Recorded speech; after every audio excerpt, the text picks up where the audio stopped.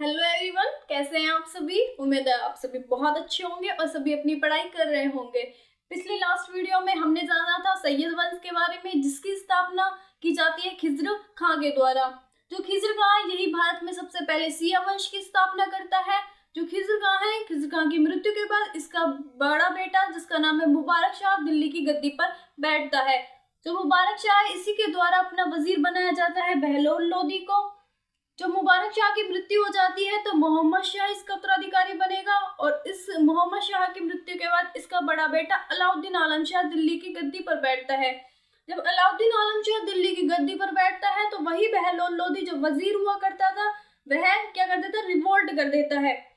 और जब बहलोल लोदी के द्वारा रिवोल्ट किया जाता है तो अलाउद्दीन आलम शाह खुद अपना सिंहासन किसको दे देता है, बहलोल लोदी के। और उसी बहलोल लोदी के द्वारा दिल्ली सल्तनत में 5वें वंश की स्थापना की जाती है, जिसको हम जानते हैं लोदी वंश। तो आज की वीडियो में हम स्टार्ट करेंगे लोदी वंश, जिसकी स्थापना जिसके फाउंडर हुआ करते हैं बहलोल लोदी। जो लोदी वंश है, लोदी वंश का टाइम पीरियड होता है 1451 से लेकर 1526 ईस्वी। तो लोदी वंश के जितने भी शासक होंगे वह 1451 से लेकर 1526 तक दिल्ली की गद्दी पर रूल करेंगे। लोदी वंश के फाउंडर हुआ करते हैं बहलोल लोदी। जो बहलोल लोदी है यही दिल्ली पर सबसे पहले किस वंश की स्थापना करेगा, अफगानी वंश की स्थापना करेगा। तो बहलोल लोदी के द्वारा ही भारत में सबसे पहले अफगानी वंश की स्थापना की जाती है। जब बहलोल लोदी दिल्ली की गद्दी पर बैठता है तो इसी के द्वारा एक नए नाम के साथ ये दिल्ली की गद्दी पर बैठता है, जिसको हम जानते हैं मुजफ्फर बहलोल लोदी के नाम से।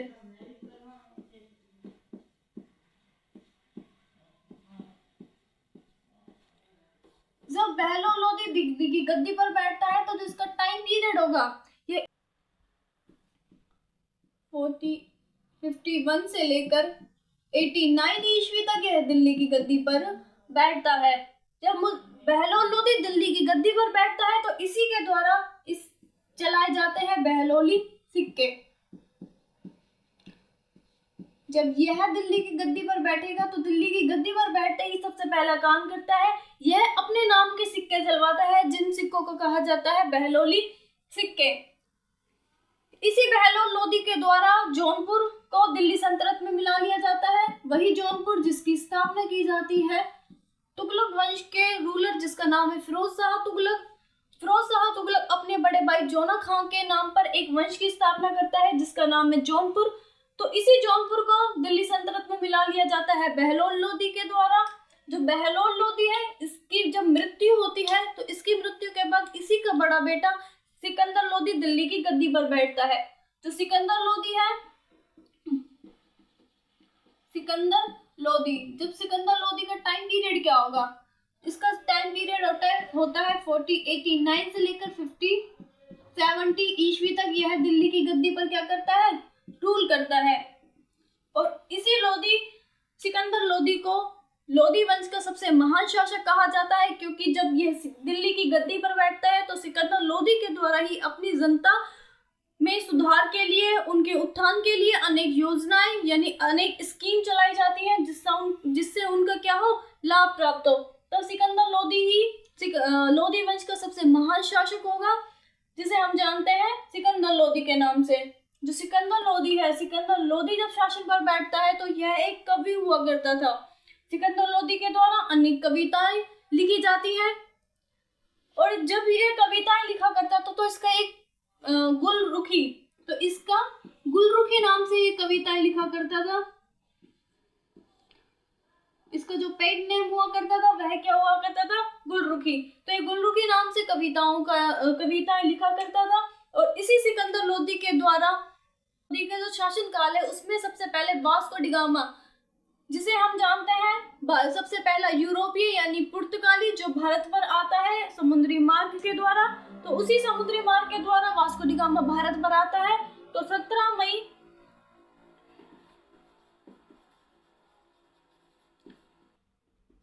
1498 ईस्वी में भारत में आगमन होता है वास्को डी गामा का।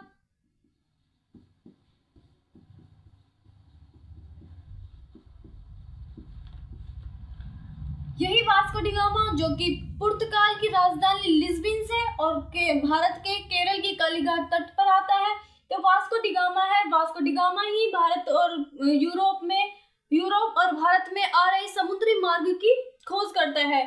जो वास्को डी गामा भारत पर आता है तो ये केरल की कालीघाट तट पर उतरता है और वहीं के एक स्थानीय शासक हुआ करता था जैमोरिन, और उसी जैमोरिन के द्वारा वास्को डी गामा का स्वागत किया जाता है।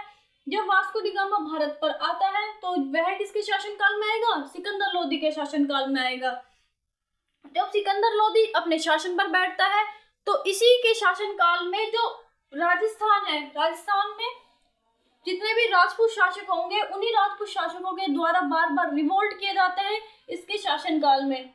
जब सिकंदर लोदी शासन पर बैठेगा तो राजस्थान के मेवाड़ के राजाओं के द्वारा अनेक विद्रोह किए जाते हैं और बार बार सिकंदर लोदी इन्हीं विद्रोह का दमन करने के लिए आता रहेगा भारत में।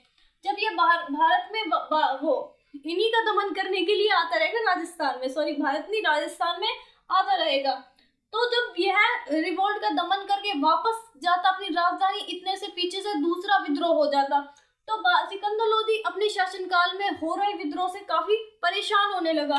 तो इसी के द्वारा यमुना नदी के किनारे एक शहर की स्थापना की गई, जो की गई 1504 ईस्वी में।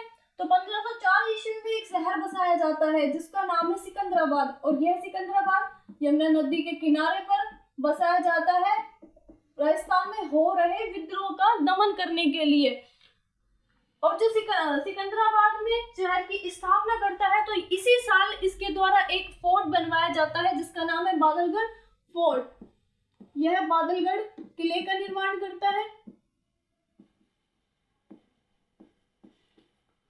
जो सिकंदर लोदी है सिकंदर लोदी के द्वारा ही इसका निर्माण किया जाता है, बादलगढ़ फोर्ट का निर्माण किया जाएगा और एक शहर की स्थापना की जाएगी जो की जाती है 1504 में। और 1506 ईस्वी में ही इसको क्या बना लिया जाता है? अपनी राजधानी बना लिया जाएगा। 1506 ईस्वी में दिल्ली से अपनी राजधानी कहाँ कर लेता है? ये परिवर्तित कर लेता है आगरा। तो 1506 जो सिकंदराबाद है, सिकंदराबाद को ही वर्तमान में क्या कहा जाता है? आगरा कहा जाता है। तो 1506 ईस्वी में यह अपनी राजधानी परिवर्तित कर लेता है और दिल्ली से अपनी राजधानी ले जाता है आगरा में। जब आगरा अपनी राजधानी लेके जाएगा तो सिकंदर लोदी के द्वारा ही एक आयुर्वेद पर एक बुक लिखी गई। इसने आयुर्वेद पर एक बुक लिखी जिस बुक का नाम है फरहंगे सिकंदरी।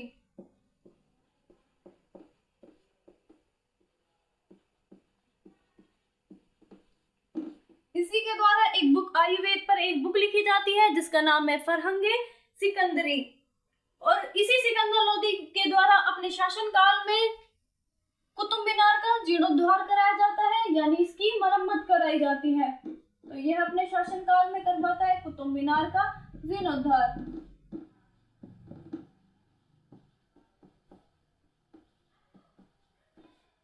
कुतुब मीनार का जीर्णोद्धार कराया जाता है सिकंदर लोदी के द्वारा। जब सिकंदर लोदी अपने शासन पर बैठता है तो इसी के द्वारा एक सिकंदरी गज करके, यानी भूमि का जो नापन होता है, भूमि को नापने की इकाई होती है, उसी भूमि नापन की इकाई बनाई जाती है सिकंदर लोदी के नाम से। यानी सिकंदर लोदी के द्वारा एक नए भूमि मापन की इकाई जिसका नाम है सिकंदरी गज की स्थापना की जाती है। इसी के द्वारा भूमि मापन के लिए बनवाई जाती है सिकंदरी गज। जो सिकंदरी गज है उसका नाप क्या होता है? उसका नाप होता है एक सिकंदरी गज इक्वल टू 30 इंच। मतलब कि जो एक सिकंदरी गज हो, भूमि को मापने की वो जो इकाई है, उसमें एक सिकंदरी गज बराबर होती है 30 इंच के, यानी 30 इंच के बराबर होती है एक सिकंदरी गज, जिसकी स्थापना की जाती है किसके द्वारा? सिकंदर लोदी के द्वारा। तो जब यह शासन पर बैठता है तो यह भूमि मापन के लिए एक नए मापन की क्या कर देता है? नए मापन का निर्माण करता है और जितनी भी अब भूमि मापी जाएगी वह सिकंदरी गज के से ही नापी जाती है। जब सिकंदर लोदी अपने शासनकाल में, इसी के शासनकाल में वास्को डी गामा भारत पर आक्रमण करेगा। वही वास्को डी गामा जो यूरोप और भारत के समुद्री मार्ग की खोज करता है। इसी वास्को डी गामा के द्वारा सिकंदराबाद, जिसको हम जानते हैं आगरा शहर की स्थापना की जाती है, और यही आगरा शहर की स्थापना की जाती है यमुना नदी के तट पर। और इसी के द्वारा 1506 में अपनी राजधानी परिवर्तित कर ली जाएगी, जो होगी दिल्ली से, यानी दिल्ली से आगरा। इसी के द्वारा फरहंगे सिकंदरी, यानी एक आयुर्वेद पर एक फेमस बुक लिखी जाती है जिसका नाम है फरहंगे सिकंदरी। और इसी के शासनकाल में यह कुतुब मीनार का जीर्णोद्धार करवाएगा और सिकंदरी गज की स्थापना करवाएगा। यानी एक सिकंदरी गज का जो एक सिकंदरी गज है वह होती है 30 इंच के बराबर। और 1517 में ही क्या हो जाती है, इसकी मृत्यु हो जाती है। यानी 1517 ईस्वी में मृत्यु हो जाती है किसकी, सिकंदर लोदी की। यानी इसका शासनकाल रहता है 4089 से लेकर 5070 ईस्वी तक। यह दिल्ली का अगला सुल्तान बनता है। और जो यह इसी के शासनकाल में दिल्ली से यह अपनी राजधानी आगरा बना लेगा। ये सबसे ज्यादा इम्पोर्टेंट है कि आगरा शहर की स्थापना कब की जाती है। तो आगरा शहर की स्थापना की जाती है सिकंदर लोदी के द्वारा 1504 ईस्वी में, और जो होती है यमुना नदी के किनारे। इसकी मृत्यु होती है 1517 ईस्वी में। और 1517 ईस्वी में जो दिल्ली का अगला शासक कौन बनेगा, इसी का बड़ा बेटा जिसका नाम है इब्राहिम लोदी। तो जब इसकी मृत्यु होगी तो अगला शासक बनेगा इब्राहिम लोदी। तो इब्राहिम लोदी है, इब्राहिम लोदी का शासनकाल क्या रहेगा, तो यह है 1517 से लेकर 1526 ईस्वी, यानी पानीपत का जब युद्ध होगा तब तक ये दिल्ली का क्या करेगा, रूल करेगा। जो इब्राहिम लोदी है, इब्राहिम लोदी जब शासनकाल यानी जब 1517 ईस्वी में यह अपने शासन पर बैठता है, तो इसी साल यह राजस्थान के मेवाड़ के एक शासक हुआ करते थे जिनका नाम है राणा सांगा। यह राणा सांगा पर क्या कर देता है, आक्रमण कर देता है। तो इब्राहिम लोदी के द्वारा ही 1517 ईस्वी में राणा सांगा, जिसका वास्तविक यानी जिसका एक्चुअल नेम हुआ करता था संग्राम सिंह, उस पर क्या कर दिया जाता है, आक्रमण कर दिया जाता है। तो 1517 में ही होता है बैटल ऑफ खातौली, यानी खातौली का युद्ध। खातौली का युद्ध जो लड़ा जाता है 1517 ईस्वी में, और जो लड़ा जाएगा दो शासकों के बीच में, जिसमें जो पहले शासक होंगे वह होगा इब्राहिम भारत का सुल्तान इब्राहिम लोदी, और दूसरी तरफ होगा राणा सांगा। वही राणा सांगा जिसका वास्तविक नेम हुआ करता था संग्राम सिंह।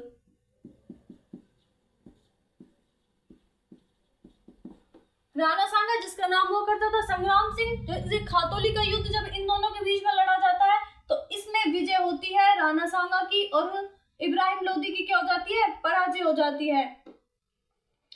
जो इब्राहिम लोदी है यह एक अपने पिता की तरह एक महान शासक नहीं हुआ करता था, यह एक अयोग्य शासक था। जब इब्राहिम लोदी दिल्ली की गद्दी पर बैठता है तो इसी के पिता के द्वारा जितनी भी स्कीम चलाई जाती है, जितनी भी योजनाएं चलाई जाएंगी, वह सब क्या कर देता है, ये बंद कर देता है। और इसी के जो ये स्कीमें बंद करता है तो इसकी जनता इससे क्या हो जाती है, नाखुश हो जाती है। ना तो इसकी जनता इसे पसंद करती थी और ना ही इसके दरबार के जितने भी मंत्री या फिर जितने भी सूबेदार होंगे जो इसकी शासनकाल से खुश होंगे, तो सभी इसके शासनकाल से एकदम दुखी हुआ करते थे, क्योंकि यह एक बिल्कुल भी सुल्तान बनने के लायक नहीं था। जब इब्राहिम लोदी शासन पर बैठता है तो इसी के शासनकाल में 1519 में एक शासक हुआ करता था, जिस शासक को हम जानते हैं जलालुद्दीन बाबर के नाम से। तो समरकंद में जो रूल करता था 1519 ईस्वी में आक्रमण होता है बाबर का। और बाबर आक्रमण कहाँ करता है, बाबर आक्रमण करता है भैरागढ़ के किले पर। जो बैरागढ़ का किला है, बैरागढ़ का किला कहाँ पड़ता है, तो बाजौर में, जो बाजौर सिंध प्रांत में पड़ता है। तो सिंध प्रांत के बाजौर में ही बाजौर के भैरागढ़ नामक किले पर क्या करता है, बाबर आक्रमण करता है। भैरागढ़ के किले पर क्या करता है, आक्रमण करेगा। और जो भैरागढ़ के किले पर आक्रमण करता है तो जब बाबर अपनी ऑटोबायोग्राफी लिखता है, यानी अपनी आत्मकथा लिखता है। तो उसी आत्मकथा में यह बाबर बताता है कि मैंने जब बहरागढ़ के किले पर आक्रमण किया तो इसी आक्रमण में सबसे पहले मैंने तोपों और गोला बारूदों को क्या किया, प्रयोग किया। तो सबसे पहले गोला बारूद और तोपों का प्रयोग किसने किया, बाबर ने किया। और कब किया, बहरागढ़ के किले पर जब आक्रमण किया। तो इसमें इसने तोपों व गोला बारूदों का क्या किया, प्रयोग किया।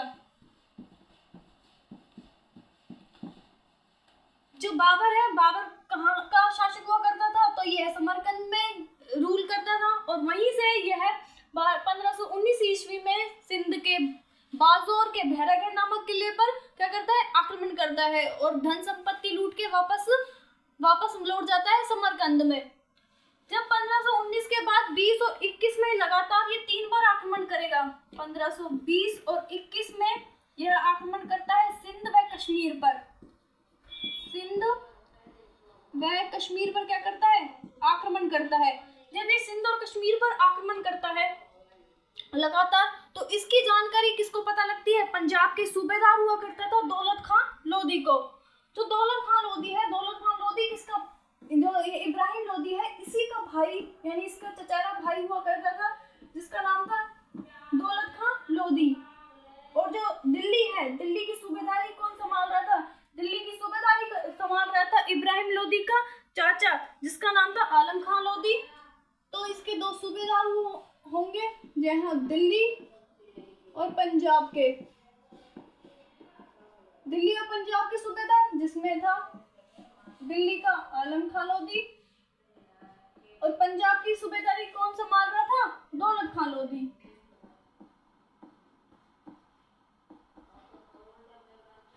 जब ये बाबर लगातार 3 बार अटैक करेगा तो इसकी जानकारी सबसे पहले किसको पता लगती है, तो इसकी जानकारी पता लगती है पंजाब के दौलत खां लोधी को। जब दौलत खां लोधी को यह बात पता लगती है, जो इब्राहिम लोधी के चाचा और भाई हैं, यह इब्राहिम लोधी को बिल्कुल नहीं पसंद करते थे, देश के शासन से बिल्कुल भी एग्री नहीं थे कि और ना ही इसको चाहते थे कि यह दिल्ली का क्या बना रहे, सुल्तान बना रहे। तो इसी आलम खां लोधी और दौलत खां लोधी के द्वारा ही भारत पर इनवाइट किया जाता है किसको, बाबर को। कि बाबर को ये लोग इनवाइट करते हैं कि आपको यदि अथाह धन संपत्ति चाहिए तो आप दिल्ली सल्तनत के इब्राहिम लोधी, जो है किसका सुल्तान है, हिंदुस्तान का सुल्तान है, इस पर आक्रमण कीजिए और आक्रमण करके यहाँ से अथाह धन संपत्ति लूट ले जाइए। और जब इसी बात का पता चलता है राणा सांगा को, जहाँ जो शासक हुआ करता था कहाँ का, राजस्थान के मेवाड़ का, जब राणा सांगा को यह बात पता लगती है तो उसे लगा कि जैसे तैमूर भारत पर आक्रमण करता है, जो बाबर है वह 5वां सक्सेसर हुआ करता था तैमूर लंग का। जैसे तैमूर लंग भारत पर आक्रमण करता है, उसी तरह यह भारत पर आक्रमण करेगा, यहाँ की धन संपत्ति लूट कर वापस अपने देश लौट जाएगा। तो राणा सांगा में भी इब्राहिम लोधी बाबर को क्या करते हैं, संदेश भिजवाते हैं और कहते हैं कि आइए आप इब्राहिम लोधी पर क्या कीजिए, अटैक कीजिए, और मैं वादा करता हूं कि आप यदि ऐसा करते हैं, यदि उस पर आक्रमण करते हैं तो आपका साथ मेरे द्वारा दिया जाएगा, यानी जितनी भी मेरी सेना होगी और मैं आपके इस युद्ध में आपका साथ देंगे। और दूसरी तरफ आलम खां लोधी और दौलत खां लोधी भी उसको भारत पर अटैक करने का क्या करते हैं, इनवाइट करते हैं। जब बाबर को सारी तरफ से भारत पर अटैक करने के और इब्राहिम लोधी पर आक्रमण करने के लिए संदेश भिजवाए जाते हैं, तो बाबर ही, यानी बाबर 21 अप्रैल 1526 को ही बाबर क्या करता है, पानीपत, यानी हरियाणा के एक पानीपत नामक स्थान है, वहीं पर क्या करता है, आक्रमण करता है। और उसी आक्रमण में लड़ा जाता है बैटल ऑफ पानीपत, यानी पानीपत का फर्स्ट युद्ध, जिसमें हार होती है किसकी, इब्राहिम लोधी की। जब इसका मेन चीज होती है कि जब राणा सांगा है, राणा सांगा को लगा कि यह तैमूर की तरह आएगा और धन संपत्ति लूट के कहाँ चला जाएगा, उन्हें अपने समरकंद लौट जाएगा। लेकिन जैसे ही बाबर भारत पर आक्रमण करता है तो जो राणा सांगा है, इसको पता लग जाता है कि यह यहाँ पर क्या रहा है, अपने शासन की स्थापना करने के लिए आ रहा है। तो राणा सांगा इसका साथ देने से क्या कर देते हैं, मना कर देते हैं, और राणा सांगा इसकी मदद नहीं करते और ना ही अपनी सेना को भेजते हैं। जब राणा सांगा अपनी सेना को नहीं भेजेंगे तो बाबर और बाबर की थी 12,000 सेना और इब्राहिम लोदी की थी 1,00,000 सेना। जब पानीपत का युद्ध होता है, पानीपत के युद्ध में ही जो बाबर है, बाबर यूज करता है तुलगमा युद्ध नीति के द्वारा। इस युद्ध को जीतने का जो मेन कारण होता है वो उसकी होती है नीतियां, जो होती है तुलगमा युद्ध नीतियां, तुलगमा युद्ध नीति। और इसी युद्ध में बाबर के द्वारा तोपों को सजाने के लिए एक विधि, जिसको हम जानते हैं उस्मानी विधि, का प्रयोग किया जाता है। तो इसी युद्ध में बाबर के द्वारा यूज की जाती है तोपों को सजाने की एक विधि, जिसे हम जानते हैं उस्मानी विधि। इस युद्ध को जीतने में बाबर का सबसे जो महत्वपूर्ण साथ मिलता है वह मिलता है उसी के 2 तोपची, जिनका नाम हुआ करता था उस्ताद अली और मुस्तफा खां। इसके 2 तोपची हुआ करते थे, जिनका नाम था उस्ताद अली और दूसरे का नाम था मुस्तफा खां।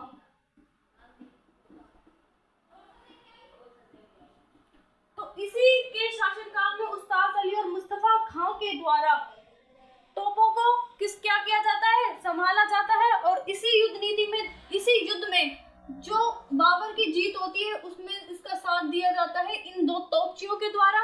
और ये जो बाबर है, बाबर अपनी जो युद्ध करता है, जो पानीपत का युद्ध करता है, यह कब लड़ा जाएगा? सबसे पहले तो ये जरूरी, यह लड़ा जाता है 21 अप्रैल, यानी इस 21 अप्रैल 1526 को लड़ा जाएगा बैटल ऑफ पानीपत, यानी पानीपत का फर्स्ट बैटल ऑफ पानीपत, यानी पानीपत का प्रथम युद्ध।